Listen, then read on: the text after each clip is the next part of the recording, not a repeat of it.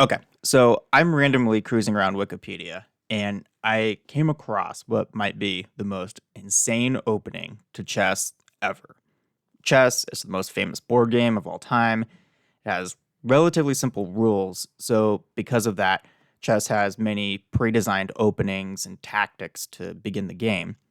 And this one, it's called the Bongcloud Opening, might be the absolute worst one possible. So, what it is you're white. White goes first. White moves their e2 pawn to e4. Black opponent moves their e7 pawn to e5. And then here's the Bongcloud attack. You move your king from e1 to e2. That's it. That's the stupidest move you can make in all of chess.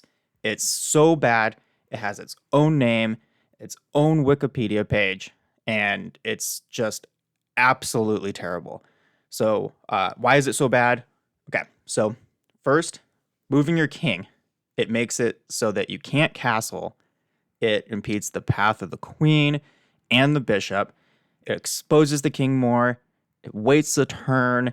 It doesn't improve white's position. In fact, after making this move, the best move for the next turn is to literally move the king back the space where it came from. So, why do they call it the Bongcloud Opening?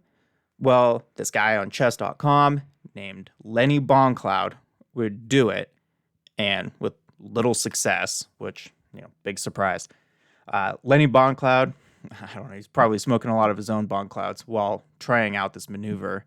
The only redeeming value to it is that you can use it to psych out your opponent. It can have a psychological impact, sort of like if you're in a boxing ring and you tell your opponent to land a free punch on you.